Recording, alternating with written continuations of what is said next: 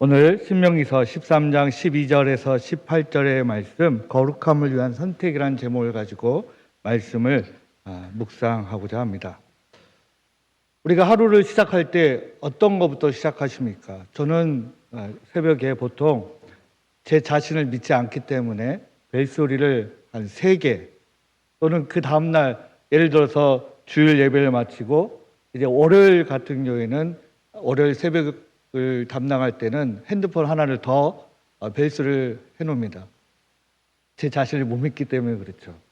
여러분들은 어떤 소리를 듣고 시작하십니까?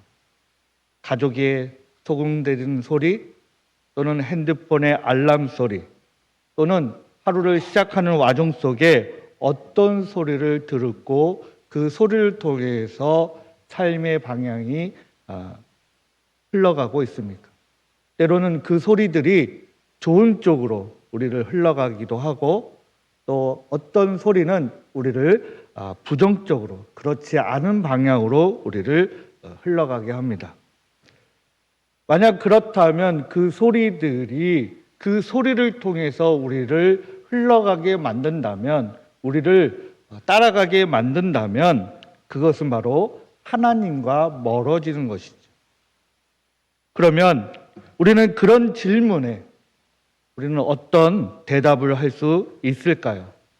그 대답을 위해서 오늘 신명기서 13장 12절에서 18절 말씀을 가지고 우리가 나누고자 합니다. 오늘 12절 말씀입니다. 내 하나님 여호와께서 내게 주어 거주하게 하시는 한 성읍에 대하여 내게 소문이 들리기를, 이스라엘 사람들은 애굽을 지나서 홍해를 건너서 하나님의 부르심을 통해서, 하나님의 인도하심을 통해서, 모세라는 리더십을 통해서 가나안 땅에 도착하게 되었습니다. 즉 그들의 정체성은, 그들의 본질은 오직 여호와 하나님이십니다. 때로는 아도나이, 때로는 엘로힘, 때로는 여호와 이레, 여호와 나파, 이런 이름으로 불려지는 야훼 하나님을 통해서 이스라엘 백성들은 하나님의 인도하심을 받았습니다. 이것은 매우 그들의 본질이고 정체성이죠. 우리 목포 보훈교회의 정체성은 무엇입니까? 본질은 무엇입니까? 당연히 예수 그리스도의 성도와 제자가 되는 것은 당연하죠. 그것을 제외하고 우리 목포 보훈교회의 본질과 정체성을 드러내는 것은 무엇이 있습니까? 예를 들어서 순복음교회 하면 이제 방언, 그죠? 초등학생들도 방언을 하고, 또 우리 저는 별로 좋아하진 않지만 연세중앙교회 윤석정 목사님은 방언을 해야 구원받았다는 증거라고 그렇게 성도들을 가르치고 있기도 합니다. 저는 그걸 틀렸다고 하지만 어쨌든 그 교회마다의 옳건 그르건 정체성이 있습니다. 우리 목포 보훈교회 정체성은 무엇입니까? 과거라고 표현하면 죄송하지만 찬양, 합창, 음악과 하나님을 뜨겁게 찬양하고 뜨겁게 기도했던 것이 제가 학부생 때 1998년도, 7년도, 9년도에 들었던 목포 보훈교회의 정체성이었습니다. 보통 저는 통합측 교단이라고 말씀드렸지만 통합측 교단의 학생들은, 신학생들은 초교파에 대해서 아무 관심이 없습니다. 하지만 희한하게도 목포 보훈교회에서 뜨겁게 기도하더라, 뜨겁게 찬양하더라 라는 이야기를 주변에서 심심치 않게 들었던 기억이 있습니다. 우리의 정체성은 무엇입니까? 지금 이스라엘의 정체성은 무엇입니까? 하나님이 선택하시고 하나님이 구원하시고 하나님이 인도해 주셨다라는 것이죠.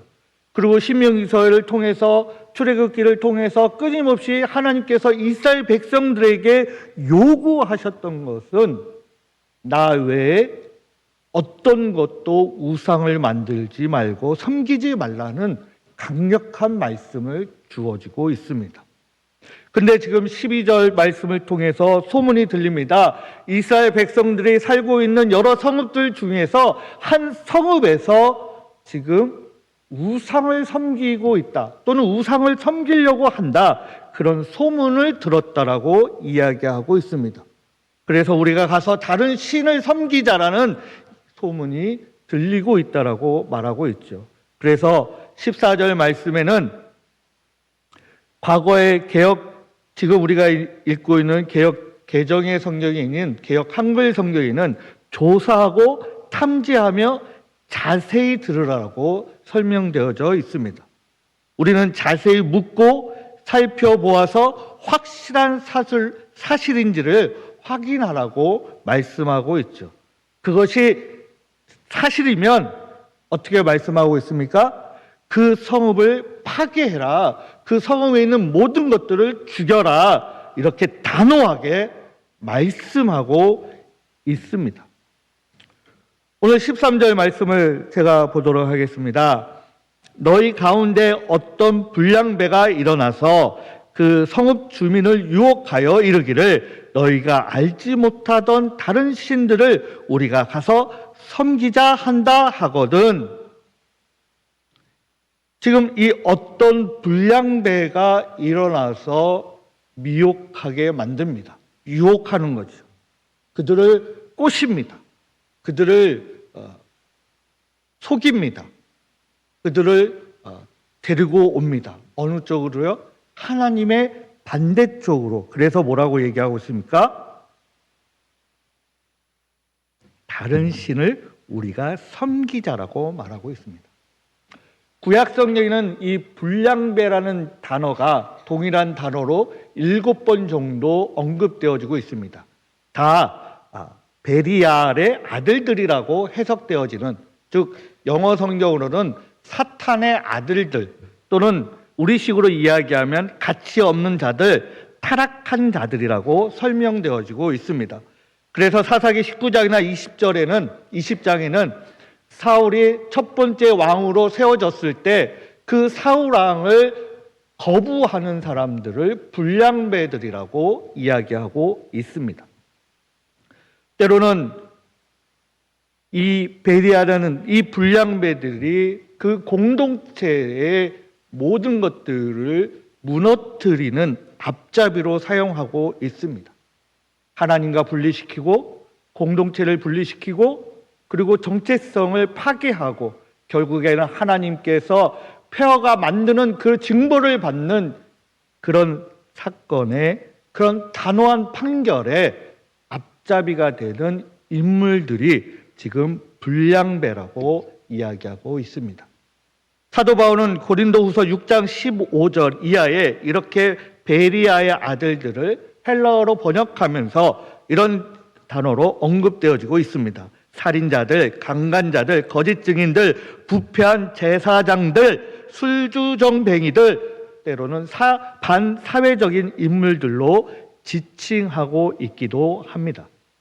이런 불량배의 소식을 지금 듣고 있습니다. 성읍들이, 주민들이, 백성들이 유혹하고 유혹당해서 알지 못하는 다른 신들을 섬기고 있다라는 것이죠. 하지만 하나님께서는 단순히 그것으로 그들을 순식간에 벌하지 않습니다. 뭐라고 성경에 기록되어 있습니까?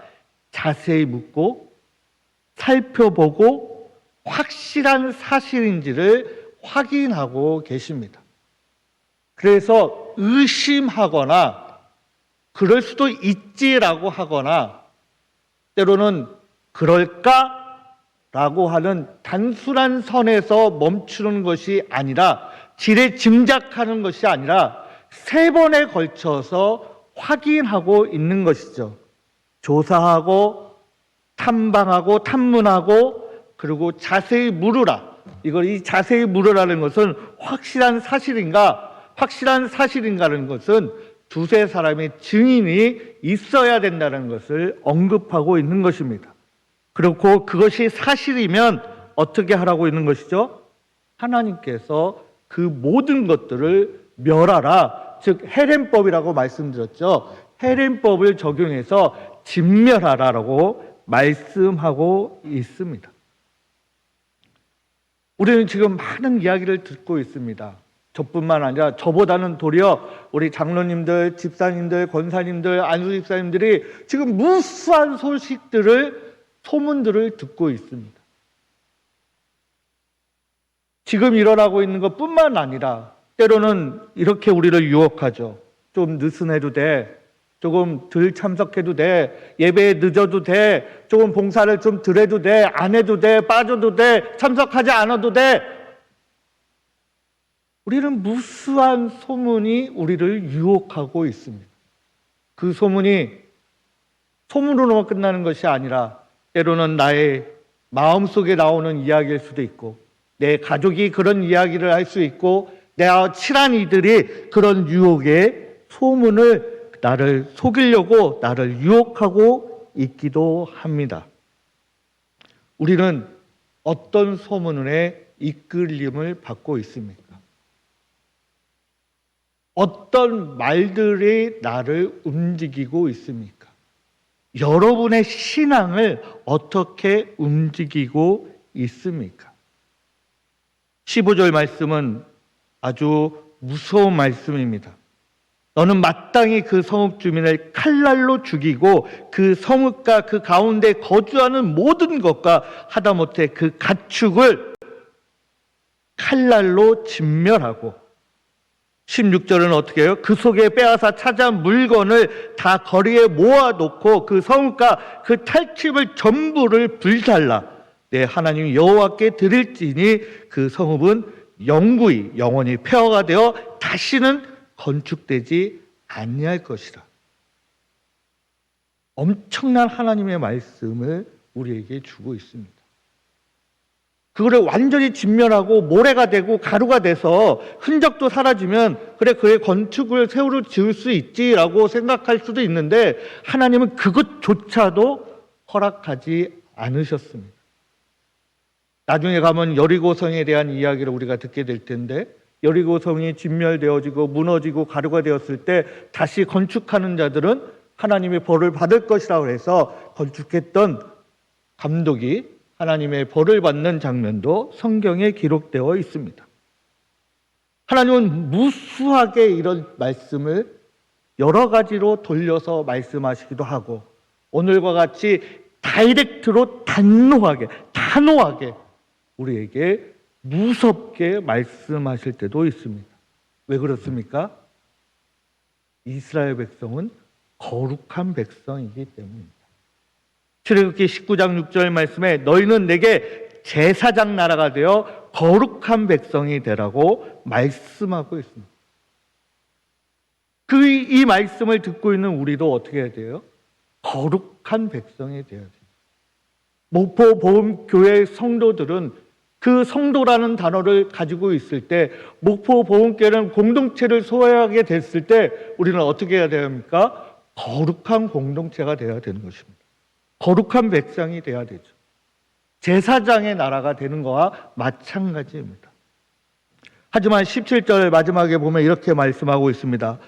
15절에 진멸하라고 하고, 또 여호와께서 그의 진노를 그치시고 너희를 긍휼히 여기시고 자비를 더하사 내 조상들에게 맹세하신 같이 너를 번성하게 하신다라고 말씀하고 있습니다. 하나님께서는 너무나도 단호하시고 칼로 내리 쪼개는 것처럼 단호하시지만, 그럼에도 불구하고 우리에게 끊임없이 성경의 모든 순간순간마다 그렇게 칼같이 진노하시기도 하고 벌을 주시기도 하고 땅을 열어서 진멸하시고 삼키기도 하시지만, 그럼에도 불구하고 우리를 긍휼히 여겨주시고 하나님의 말씀을 따르기로 결심하고 결단하고 순종하면 다시 우리를 번성하게 하신다라고 말씀하고 있습니다. 지금 우리는 어떤 소문을 듣고 있습니까? 이런 이야기들은 성경에 너무나 무수히 많습니다. 열왕기상 22장에 보면 아합왕과 미가야에 대한 이야기가 나오죠. 이제 아합왕과 즉 이스라엘과 이제 유대가 힘을 합쳐서 아람과 전쟁을 하려고 합니다. 근데 아합 왕이 그 도시에 있던, 수도에 있던 제사장들 또는 예언자들을 소집합니다. 대략 400명이 성경에 기록되어 있습니다. 그래서 우리가 전쟁하러 갈까 했더니 그 400명의 예언자들이 그렇게 외칩니다. 가십시오. 승리하실 것입니다. 여호와께서 왕의 손에 승리를 지어 주실 것입니다. 라고 이야기를 하고 있습니다. 하지만 유다 왕 여호사밧은 그 400명이 그렇게 한 목소리로 외침에도 불구하고 두려워하는 마음을 품고 다시 묻습니다. 다른 예언자는 없냐고 물을 때 아합 왕이 어쩔 수 없이 미가야라는 예언자 또는 선지자를 언급합니다. 그리고 그 선지자를 부르지요. 그래서 미가야에게 묻습니다. 우리가 전쟁하러 갈까? 했더니 미가야가 한번 이렇게 툭 던집니다. 그래요, 가십시오. 승리할 겁니다. 어떻게 하면 그냥 대충 던져 놓는 거죠. 근데 아합 왕이 그걸 믿지 않으니까 아합 왕이 다시 한번 물었습니다. 하지만 그때 미가야는 이렇게 말씀하죠. 이렇게 선포합니다. 나는 이스라엘 목자 없는 양처럼 흩어진 것을 보았고 여호와께서 말씀하시기를 이들은 주인 없는 집으로 돌아가게 한다라고 예언하게 됩니다. 그리고 이 미가야는 아합 왕에게 그렇게 잘못 보여서 아합 왕이 전쟁하러 돌아오기 전까지는 물과 빵만 주라고 감옥에 이제 들어가게 됩니다. 400명의 선지자와 예언자가 도시에서 수도에 있었던 예언자들은 이 아합 왕과 이 유다 왕에게 전쟁에서 승리한다라고 거짓말을 했습니다. 이들이 바로 그들을 파멸로 이끄는 불량배들이죠. 불량배들입니다. 미가야만 온전하게 하나님의 말씀을 대언하고 있습니다. 쉽게 말하면 한번 언급한 적이 있는데 지금 이 400명의 예언자들은 서울에서 유명한 교회의 담임 목사들입니다. 또는 매우 큰 교회의 목사들이겠죠. 그들이 한 목소리로 어떻게 얘기하고 있어요? 당신은 하나님의 대통령입니다. 당신은 하나님의 지도자입니다. 당신이 하는 것은 하나님께서 모든 것을 이끌어 주십니다라고 기도하고 있는 것입니다. 저는 힘없는 부목사니까 이렇게 외쳐도 아무런 자를 언급하지 않을 것입니다. 근데 명확한 아주 동일한 말씀입니다. 지금 계엄령이 선포되었고 그 불법 계엄을 지금 기도하자라고 이야기하고 있습니다. 저는 별로 유명하지 않죠. 별 볼 일 없는 부목사입니다. 아주 평범한 부목사입니다. 어느 정당이 지지하고 지지하지 않고는 중요하지 않습니다. 그 계엄이 불법이었냐? 불법이지 않았냐를 가지고 기도하자라고 하는 것은 지금 이 400명의 거짓 예언자들과 동일한 말씀입니다. 그리고 그들은 뭐라고 성경은 얘기하고 있습니까? 거짓 예언자라고 말씀하고 있습니다. 오늘 신명기서 13장의 말씀은 그들을 불량배라고 말씀하고 있습니다. 그 불량배들은 그 성읍 사람들을 유혹해서 다른 신들을 섬기고 만들고 있습니다. 그들은 어떻게 되었습니까? 하나님께서 하루도 남기지 않게 하셨습니다. 이게 3000년 전에 이었던 이야기입니다. 하지만 우리나라는 끊임없이 그것이 반복됩니다. 5공화국 때, 6공화국 때, 7공화국 때 계속적으로 그런 일들이 반복되어지고 있습니다. 그래서 우리 교회가 하나님은 그렇게 말씀하신 적이 없는데 그런 교회가 손가락질을 당하고 있습니다. 어디로부터요? 세상 사람들로부터. 우리는 지금 어떤 소문을 듣고 있습니까? 지금 이 성읍 사람들은 한 사람의 지도자 또는 한 사람의 이야기를 통해서 빠질 수밖에 없었습니다. 그래서 우리는 그렇게 이야기하죠. 저는 잘 몰랐어요. 제가 잘 공부를 못해서 저는 그냥 앞 사람이 하자고 해서 아니 옆집 사람이 하자고 해서 저는 그렇게 따른 것밖에 없어요. 하지만 하나님은 내가 잘못 따른 거에 대해서 그래, 네가 실수할 수 있지. 너 잘못할 수도 있어. 그렇게 오늘 말씀하고 있지 않습니다. 하나님께서는 1차, 2차, 3차에 대해서 조사하시고 나서 진멸하라고 말씀하고 있습니다. 멸하라고 말씀하고 있습니다. 모든 것을 죽이고 하다못해 사람도 아닌 가축까지도 주인에 의해서 이끌어가고 주인이 먹을 꼴을 주고 주인이 잠자리를 주고 주인이 울타리를 만든 그 울타리에서 잔 그 죄밖에 없는데 하나님께서는 그 가축까지로 칼로 진멸하라고 말씀하고 있습니다. 이런 성경의 예화는 여러 군데 나옵니다. 그 중에 한 군데가 우리가 잘 아는 다윗이 인구를 조사하는 1차와 2차의 장면이 있습니다. 백성들은 왕의 말에 순종한 것밖에 없습니다. 왕이 조사를 해서 왕의 부하들을 통해서 조사를 당한 것밖에 없습니다. 조사를 당했을 뿐입니다. 하지만 1차와 2차를 통해서 전염병과 칼날에 의해서 수만 명이 죽게 되었습니다.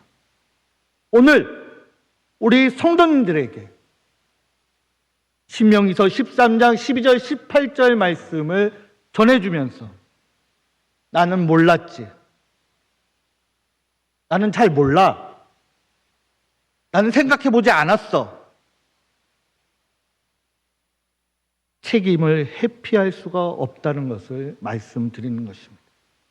하나님께서는 우리 스스로가 귀가 열리도록 준비되어야 합니다. 볼 수 있는 것을 볼 수 있는 눈을 가져야 합니다. 나는 보지 못했어. 나는 듣지 못했어. 나는 알지 못했어라고 변명해도 변명할 수가 없다라고 오늘 성경 말씀은 그렇게 말씀하고 있습니다. 그렇기 때문에 우리가 할 수 있는 선에서 끊임없이 성경을 읽어야 하고요. 그리고 끊임없이 성경을 공부해야 하고요.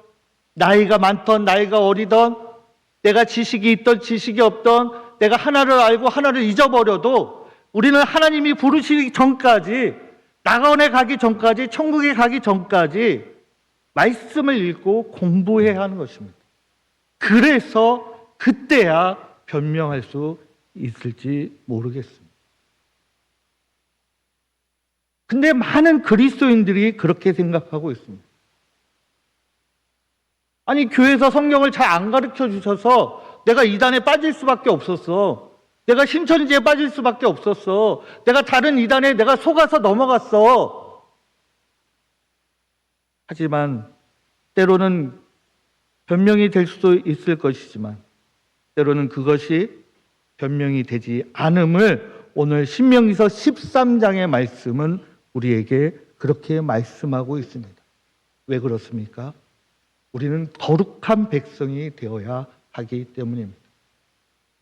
그렇게 속고 넘어가고 유혹당하는 것은 우리 스스로가 거룩한 백성으로 준비되어 있지 않다는 것을 스스로 드러내는 것입니다. 내가 배웠는데도 잘 모르겠습니다. 배우고 듣고 들어도 모르겠습니다. 그럼에도 불구하고 또 배우셔야죠. 또 참여해야 됩니다. 성경 공부에 참여해야 됩니다. 또 열심히 공부해야 됩니다. 열심히 들어야 됩니다. 열심히 읽어야죠. 하지만 우리를 유혹합니다. 나이 먹어서 뭐해? 잠이나 더 자지. 왜 나가?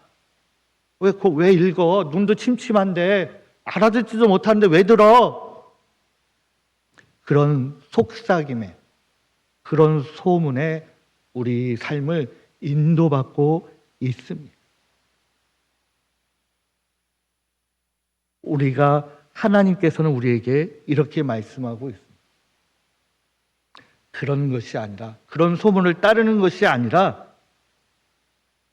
그럼에도 불구하고, 내가 어리석음에도 불구하고, 내 지식이 부족함에도 불구하고, 내 눈이 침침해도 불구하고, 내가 잘 알아듣지 못함에도 불구하고, 하나님께 나가려고, 하나님 앞에 가려고 발버둥 치고 투쟁하고 싸우고 힘들게 내 모든 것들을 이겨나가면서 내 모든 마음들을 내려놓으면서 그렇게 앞으로 조금씩 가려고 할 때 우리의 귀에 들렸던, 왕에 들렸던 400명의 거짓 예언자의 소리들이 하나님께서 우리에게 그것을 차단해 주실 것입니다. 우리 목포 복음교회 성도 여러분, 죄와는 타협될 수 없습니다. 죄와는 함께 갈 수 없습니다. 왜 그렇습니까? 우리를 거룩하게 만드셨기 때문입니다. 그리고 우리는 그 거룩함을 유지하고 거룩함을 우리가 입으려고 우리가 열심히 나아가려고 우리가 노력하고 있기 때문입니다. 우리가 그런 거룩함을 위한 선택을 또 한 주간 열심히 기도하시면서 하나님을 청정하시면서 경외하시면서 선택할 수 있는 저와 여러분들의 또 한 주간의 삶이 되시기를 간절히 소망합니다. 기도하겠습니다. 하나님 아버지 감사합니다. 오늘 이 시간 우리에게 주어진 삶의 무게들이 너무나 무겁습니다. 때로는 쉽게 생각하고 간단하게 결정하고 내 의견과 상관없이 때론 내 의견처럼 하나님께 등을 돌리는 선택을 해왔음을 고백합니다. 하나님, 우리의 영혼들을 구원해 주시고 우리를 다시 한번 인도하여 주시옵소서. 하나님이 주시는 실만한 물가에서 쉬기를 원합니다. 우리가 원하는 곳이 아니라 하나님이 원하시는 곳, 주님이 인도하시는 곳, 성령 하나님께서 가르치시는 곳에서 우리를 쉬게 하여 주시옵소서. 우리의 어리석음이 우리의 멸망과 진멸로 가지 않도록 우리를 구원하여 주시고 우리를 인도하여 주시고 이끌어 주시옵소서. 이 한 주간에 우리가 여러 가지 우리를 유혹하는 것들, 우리에게 귀에 들려오는 무수한 소문들이 있을 것인데 우리 귀에는 하나님의 말씀만 듣게 하시고 우리 눈에는 하나님의 말씀만 보게 하여 주시고 우리 입술은 하나님을 위해서 기도하는 입술이 되게 하여 주시기를 우리 주 예수 그리스도의 이름으로 기도드립니다. 아멘.